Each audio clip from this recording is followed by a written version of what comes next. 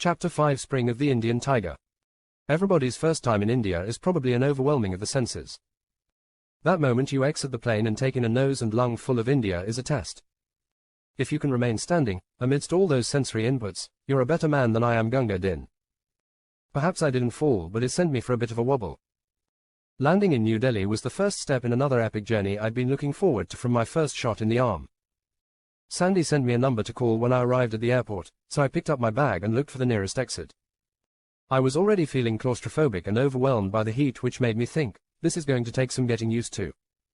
A car approached and I could hear the driver honking profusely and trying to get someone's attention standing next to me, or maybe it was me. It seemed everyone was trying to get my attention. Finally, I found the fellow who was signaling me most earnestly and scrambled into the back of his car. Identities confirmed, he was immediately on the horn and on the move. Opportunity waits for no driver there. We were all meeting in New Delhi at Sandy's house, which was the former home of Sir Malcolm's parents, Lord Andrew Havelock and Lady Amanda Havelock. Battling traffic in India is no simple feat when everyone has the right of way and is in a bigger hurry than you are. If you don't need to drive, it's best not to and try to ignore it all by watching the amazing sights pass by. Sandy's home was in the Vasant Vihar neighborhood of New Delhi, where more than 50 foreign diplomatic missions and embassies were located. It was just dusk when the car pulled into a rhododendron-lined driveway and stopped under a covered pillared entrance. Sandy came through the front door to greet me and I picked up my bag and we entered the house. Vasant Vihar is next to the diplomatic area of Chanakapuri. Every area has a purpose, it seems. Ian had been in India about a month trying to put some order into his new home and arrived at Sandy's that morning. Sandy was managing Ian's house just as he'd done for Sir Malcolm, so it was more an issue of rearranging the contents to suit his purposes and explore the artifacts that Sir Malcolm had left him. Ian told us, it's hard not to find something that wasn't interesting. Sir Malcolm moved in historical circles. He added that he was busy at school trying to get his degree, so he couldn't spend a lot of time in India. Cheesy arrived a few days ago and the Jacks had been staying with Sandy for almost a month waiting for their US visas to get extended. Sandy's house had 6 bedrooms to accommodate us all, but Ian said we had to take Ridgeway assignments. Dick and Rick had not yet arrived. Sandy told us they would be a couple days, so we would wait for them in New Delhi before traveling on to Ian's place and the reason for our visit. There were many sights and sights to see in that part of India. Sandy had dinner planned for us, so we all gathered around the big table in the dining room for a sit-down meal. The dining room was absolutely necessary for an English lord living in a home such as this a century or two ago. Just as important as the room and mahogany table was the full service from silver cutlery to china plates, bowls, and French crystal. Little carts and lace doilies sat atop everything. Glancing around the room at the paintings on the wall, I noticed Lord Andrew's portrait by the plaque and asked Sandy, didn't the family want these portraits? And Sandy replied, Sir Malcolm left me the house and contents that represented his parents Lord Andrew and Lady Amanda as they lived. I won't sell any of those contents or give them to the family because together they paint an image of whom they were as well as the time they were. This is a museum. And then he added, but as the caretaker of this generation I'm going to enjoy the hell out of it. And we laughed as we dug into the dinner he had set out for us. The dinner was a splendid buffet of Indian dishes which suited us all because we were famished. We ate while we talked. Cheesy asked Sandy if this was the kind of place he grew up when he was young, to which Sandy replied, this is exactly like the house I grew up in because it is the house I grew up in. My mother was one of 4 cooks that Lord Andrew employed. She was the nan baker as well as having some other duties that I went with her while she performed. We didn't live in the house though. And you're the lord of the manor now. Ian saluted him. Where did you live, Sandy? To which he replied, the largest slum in New Delhi, Kasumpur Pahari, is full of migrants and located in this very neighborhood, Vasant Vihar. It's a tough contrast to the posh bungalows. India is like that. Ian interjected, there are several areas in New Delhi that people consider slums because they meet their criteria for slums, lots of people, in human conditions and fighting for survival. He went on to say, there is Madanpur Kadar, near Sarita Vihar metro station. Metro and train stations are perfect places for desperate people because there are new people coming and going all the time. People are in a hurry and not paying attention, and opportunities to get the things they need to survive are there.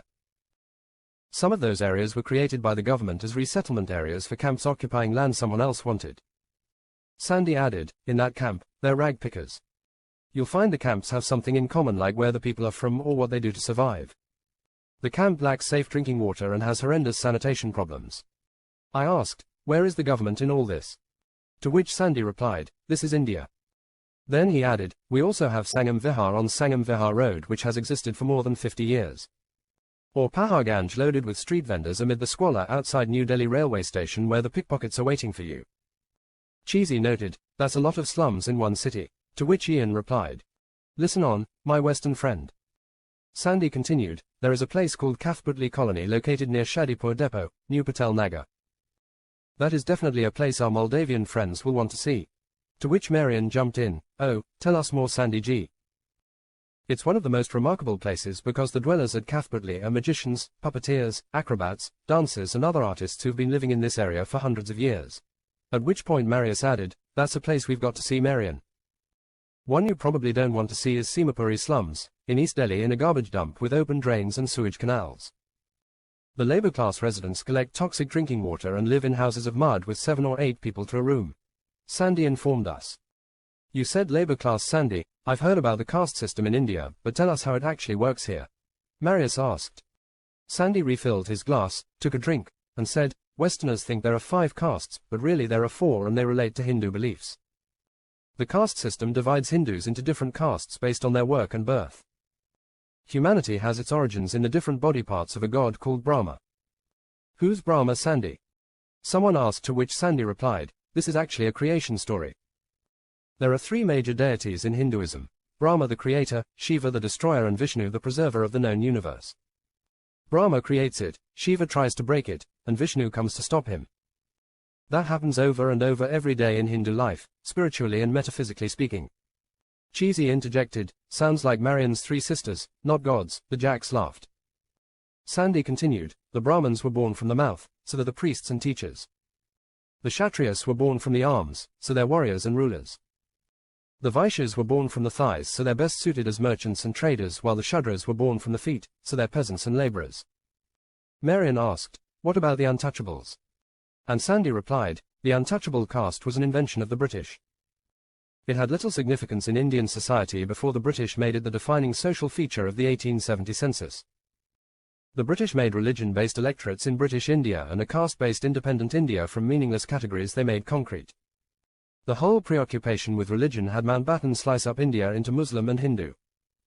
He set millions of people in motion and more than 3 million didn't finish that journey. They called it the Big March. I said, but stopped short when I saw the look on Ian's face. Of course, from his perspective Lord Mountbatten might be a hero and even some family connection. Cheesy jumped in and asked Sandy, why does that one guy have 10 faces? Everyone laughed and Sandy said, that's Lord Vishnu the Preserver who stopped Shiva from kicking butt. Each time he comes to this realm to take Shiva on he appears as a different avatar. He only comes here for earth-threatening situations. Each face is a face Vishnu used when he defeated Shiva and they include some of the most popular gods like Rama and Krishna. Why does he not have a last face? Asked Ian and Sandy replied, he's saving that for the last time he has to come to earth to save humanity. Do Hindus follow the Bible? Marian asked as his interest was always in ancient books. To which Sandy replied, no. We have many early books in the Hindu culture. Since Indians invented writing with Sanskrit, we have been writing stories down. Indians also like a good metaphysical yarn. Early Hindu texts fall into 2 categories, Sruti or Smruti. Text that is said to be Sruti has been written down after the author heard the information from the source who witnessed or participated in the event. Those texts are considered divinely inspired and reliable for belief. Text that is Smruti has been written down after being remembered. Those writings are the products of the minds of great sages. How those writings get into the minds of great sages is a mystery. They could enter through a dream or meditative state, whether induced by herbs or be natural through training. Great sages must all be yoga masters before they can be anything else. That puts them in touch with their mind and body. Then Sandy added, back to the books themselves, the most venerated texts are the Vedas, which you may have heard referred to as the books of knowledge. Those books were written 3,200 years ago, but they refer to a time even before that or a place that is not in this realm. Since the Vedas were only heard while in deep meditative states, they're Sruti or those that were heard, so you can go ahead and add them to the other great laws of physics and chemistry. They're totally reliable as accurate history. The Bible had at least 3 identifiable authors writing down stories that happened to other people centuries before and passed on orally because there was some truth to the events as described. The Garden of Eden story relates to a time thousands of years earlier than portrayed. The garden was located near the confluence of 3 rivers, but one of those rivers was redirected by an earthquake thousands of years before and today flows into India. Sea levels were hundreds of feet lower and exposed the Red Sea floor, which bloomed and flowered as any lush garden would. To add another perspective, India was being invaded by the Aryans, so they consider that time the beginning. The Rig Veda hymns became popular as hymns for chanting and recitation, while the hymns of the Yajur Veda were associated with the ritualistic sacrificial aspects of yajna worship. Sandy continued, the Sama Veda added music to the other two, so as a group they formed chanting mantras while conducting ritualistic sacrifices. A boxed set. As time went by and the Aryans enjoyed their boom time, the Atharva Veda was recognized as the fourth Veda. It was known as the Vedic period, so it was written later to add new hymns to deal with the practical and philosophical aspects of current daily life. The hymns deal with social conduct, trade and agriculture, relationships, human welfare and so much more. The Bible could use a current rewrite, Ian interjected. Sandy laughed and went on to say, each Veda has 4 parts to it. The Samhita, which is the mantra proper, then Aranyaka, which contains mystical and philosophical information, while the third part, the Brahmana, gives the ritualistic aspects in prose form, while the Upanishad deals with the esoteric aspects of the Supreme Self and the inner self. My favorite books are the ones that tell the great Indian stories like the Mahabharata, which contains the Bhagavad Gita, Ramayana, and Dharma Sastras. We had a nanny that read stories to us when we were young. My brothers and sisters and I loved the Indian tales best of all. Ian said. Those are remembered texts. I will have to remember them for another night. I've had enough religious talk for tonight. Over our next few dinners, I will at least give you the highlights of those stories, as I remember them. The Mahabharata is also the longest book ever written, you know. With that we all retired to our respective rooms and slipped exhausted into slumber. The next morning, we woke to a full English breakfast, although the kippers seemed to pile up on the side of most plates. The Cell Tradeds and Cheesy were off to the New Delhi railway station to taunt the pickpockets. Cheesy told us, it's such a laugh. Marius strolls casually by the pickpocket and lets him steal money from his back pocket. Marius walks away, the pickpocket walks away, and we watch as he opens up what he thinks is money, but it's an exploding ink pack that spays him. And everyone laughed, and he continued, before we leave, the Jacks pickpocket the pickpockets and put all the pickings in one pickpocket's pocket. We like to call him Mr. Pockets. Marion said, let's go find today's Mr. Pockets. And they left Ian, Sandy and I still working on our full English breakfasts and sailing our kippers around the plate. My kipper did more swimming around my plate than it did when it was alive.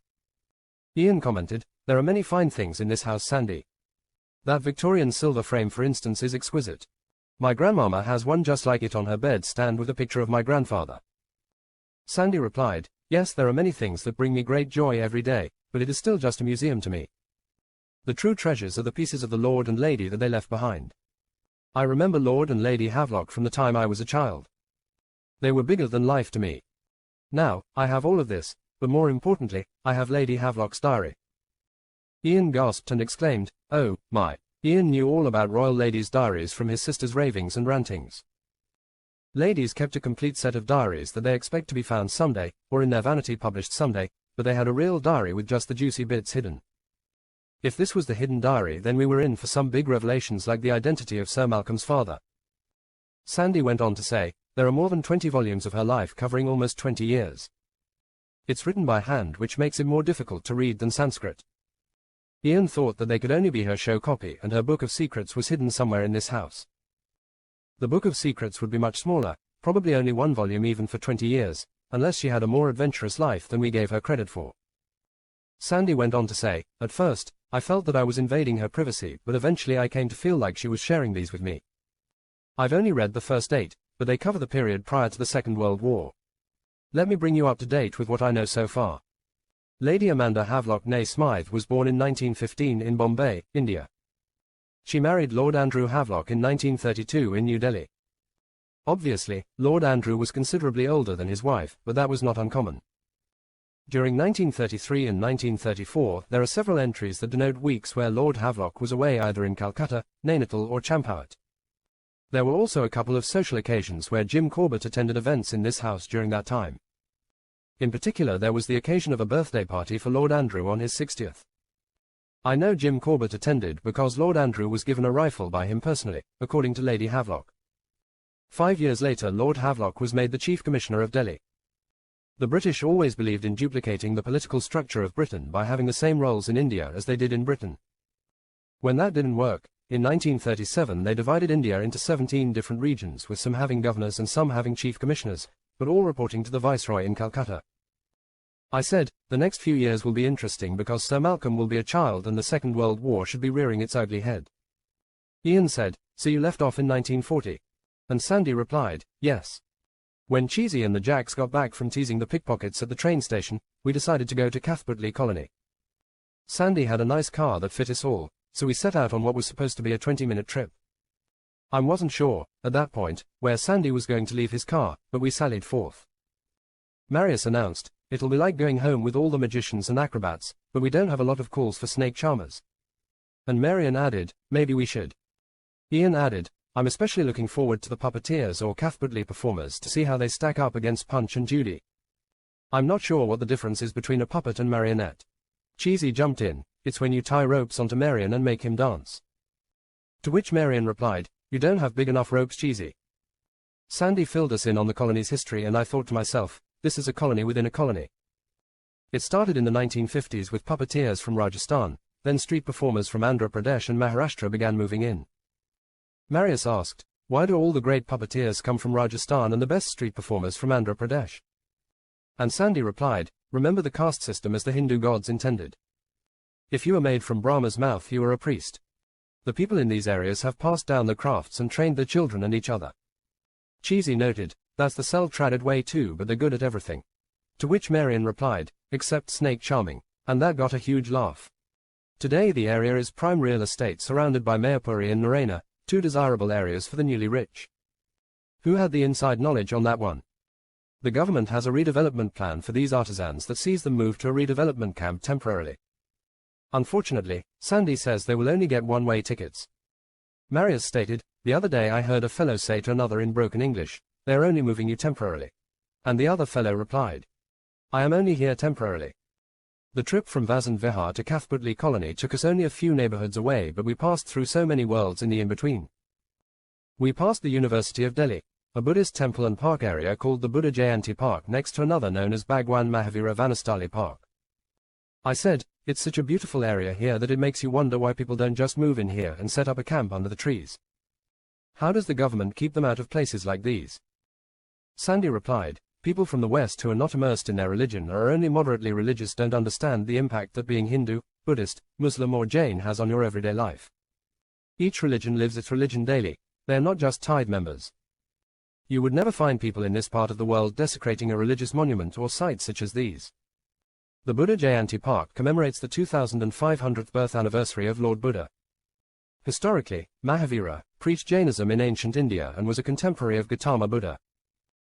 Mahavira taught observance of the vows of ahimsa for non-violence, satya which represents truth, astya which teaches non-stealing, brahmacharya for chastity, and aparigraha for non-attachment. These are necessary attributes for spiritual liberation. Finally, we were at Cathbertley Colony and just at the right time. It was getting to be dusk, and the stages were starting to light up with activity.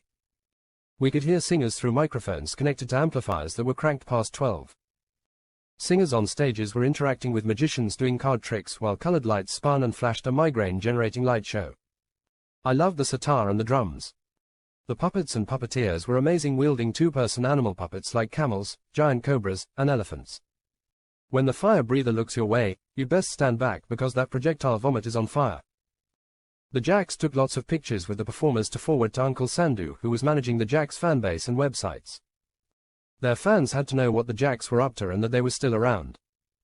They planned to stop on the Riviera at the circus for a few performances before continuing their sabbatical in the States. The next morning Dick and Rick arrived while the rest of us were eating breakfast. Everyone greeted everyone else, and Rick was introduced to Ian. A couple of chairs were pulled up and we continued consuming the overabundance that Sandy had laid out for us. Sandy asked Dick, how are things on the sea? To which Dick replied, they're on schedule, I think. I ran into Senator Sheldrake's daughter at one of those West Point dances and she was trying to tell me about it. Later on, when I danced with General Porter's daughter, she tried to sell me on picking up something down there with her. Then I dropped her off at the table and went over to the bar to get drinks. Bigfoot and Hunch, some cadets I know, were standing, drinking at the bar. They told me they heard about this great real estate deal in the desert. It's like buying Palm Springs at Detroit prices. I asked, has anyone heard from Carl recently?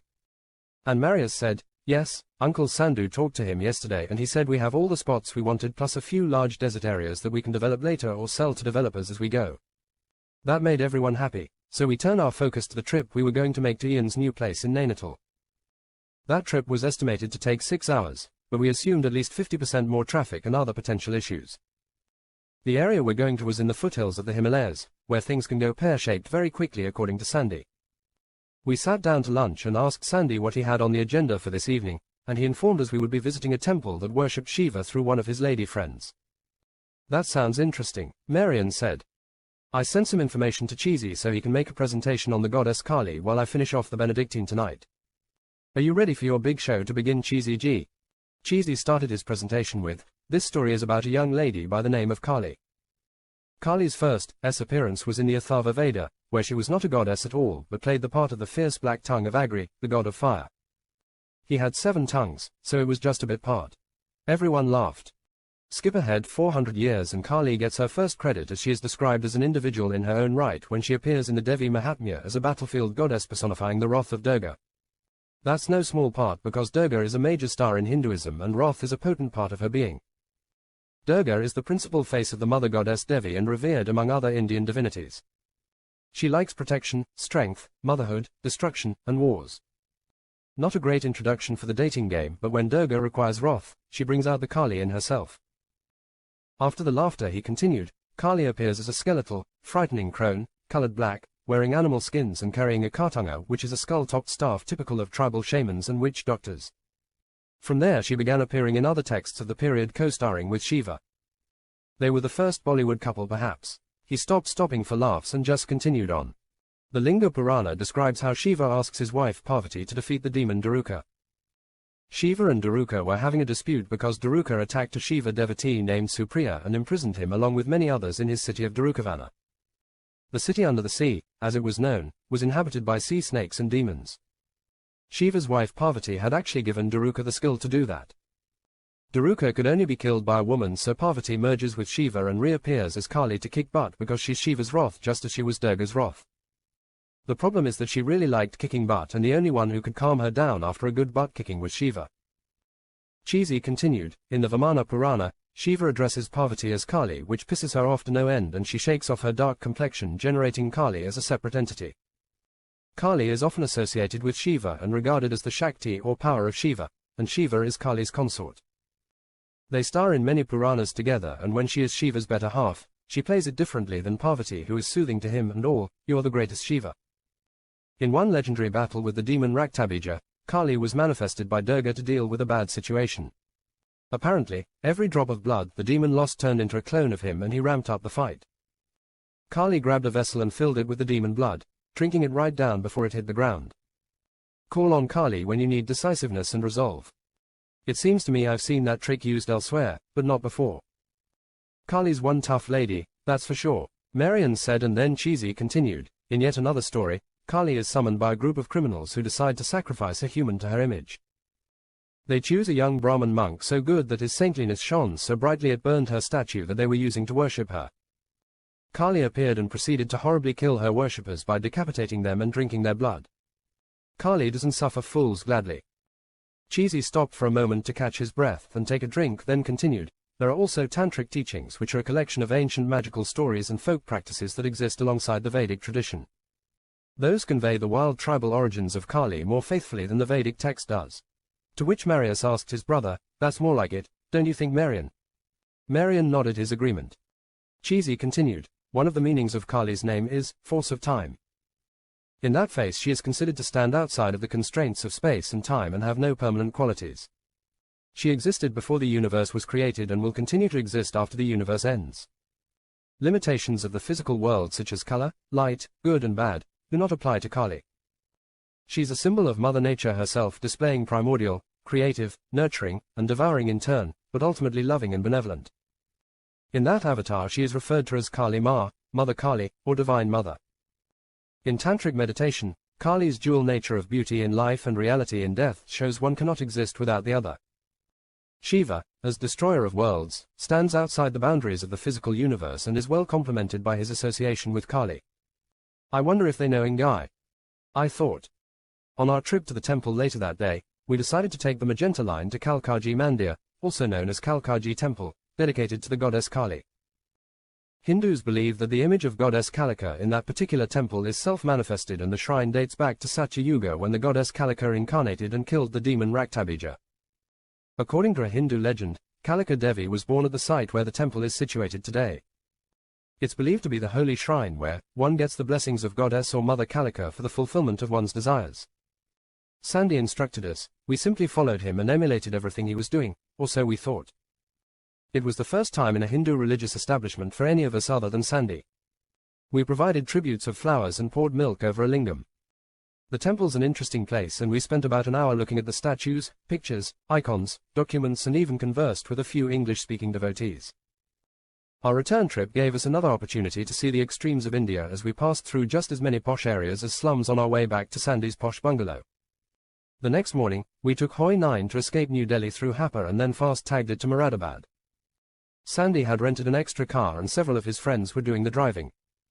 This was an epic journey. Crossing the Ganges for the first time sent a shiver up my spine.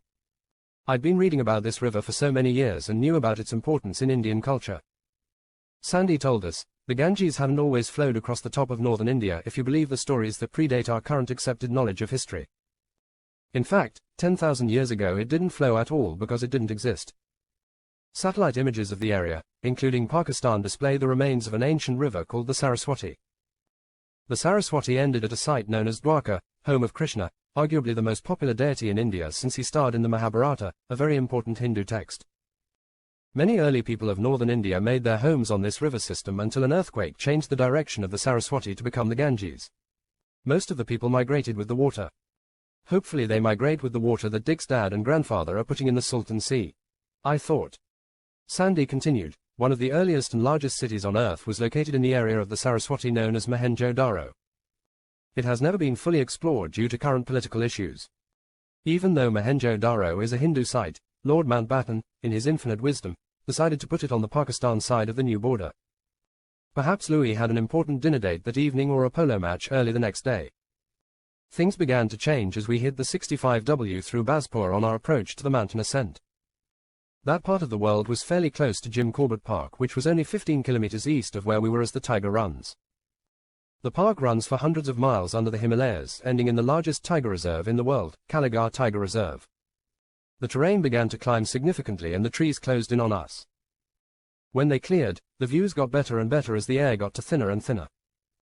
One mountain gave way to the next and one valley followed after another valley on what seemed to be an endless string of undulating waves. By the time we reached our destination and the mountains finally snapped shut on us. This must be tiger country, I thought. The lake at the bottom of Nainital looked similar to the Salton Sea in shape. Nainital rose above the lake and offered a picturesque view of the community below. Navigating through Nainital to Ian's house was made more difficult by the fact that every road seemed to be named the same. It was more a case of knowing where you were going by sight and landmark than by following any addresses or street signs.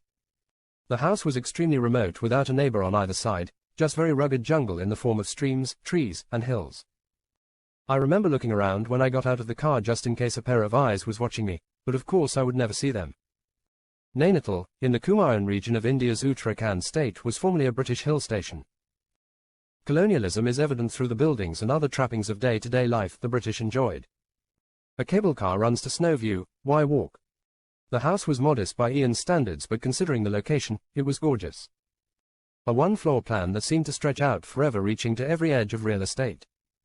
Then, perched on the edge, providing an observation porch, Sandy gave us the tour and Ian handed out the bunking assignments.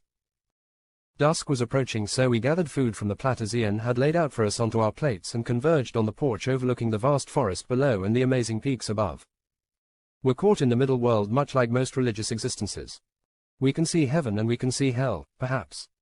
Ian asked Sandy about cults in India. I read about the Barari deaths in New Delhi a couple of years ago. Apparently 11 members of a family died in a house in the Barari area following an occult ritual gone wrong. Neighbors quoted in the article one read said, they still experience an eerie sensation outside the house 2 years later. New tenants live in it. Sandy told him, that was a very extreme case. There are many cults in India, but the only ones I can tell you about are the ones everyone knows about and are likely harmless anyway. Those aren't really the ones to be concerned about. It's the secret ones. In this part of the world, mysticism and the occult are twin sisters.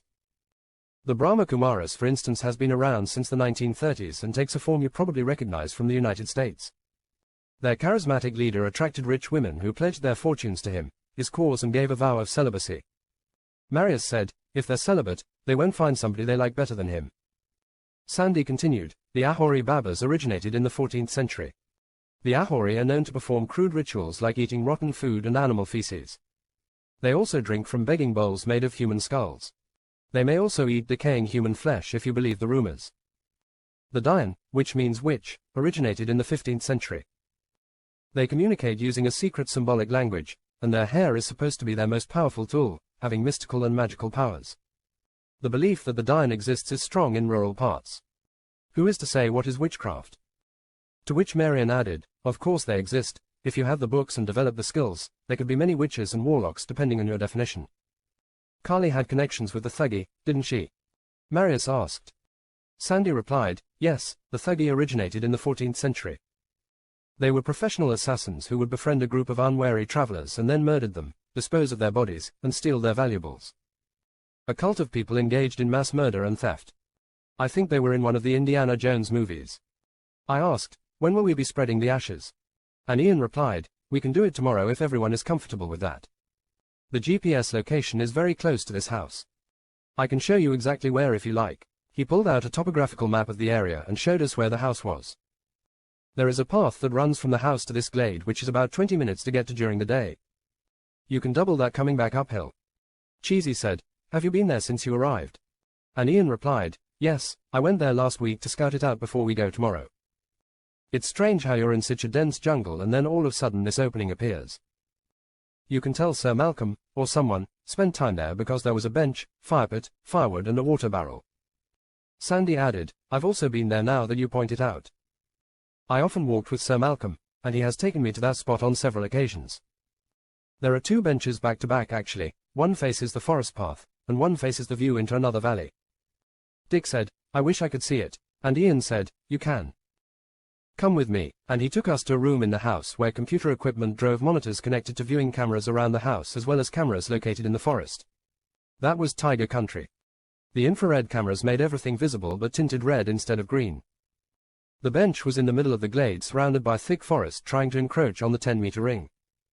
The glade looked man-made, so I assumed Sir Malcolm created it for himself, but why did he monitor an area so far away from the house?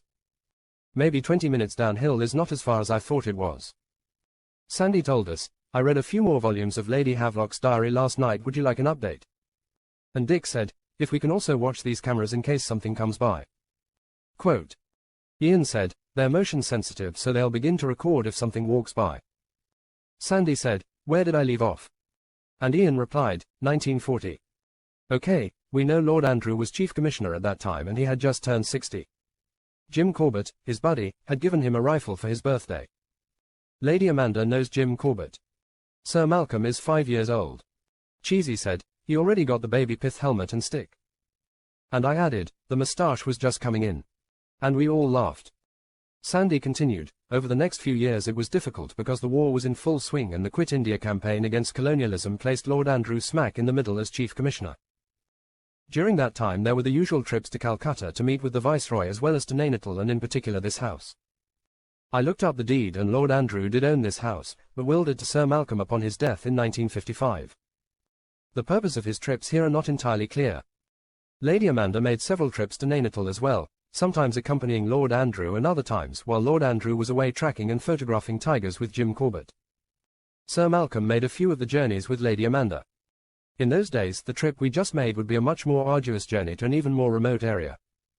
We need to find Lady Havelock's secret diary as well as Lord Andrew's and Sir Malcolm's diaries to know the whole story. Ian said, Sandy, are you still looking for the Lord and Lady's diaries in New Delhi? And he nodded, then Ian continued, and I will continue to look for Sir Malcolm's here. In fact, feel free to poke around anywhere in the house and look for them if you like. There are lots of places he could hide a volume or two. He didn't seem like a man of many words. Unless he was telling a tiger story, Cheesy added. Did you read any more, Sandy? Ian asked and Sandy said, I left in 1946, just after the war and Lord Andrew had retired from public service.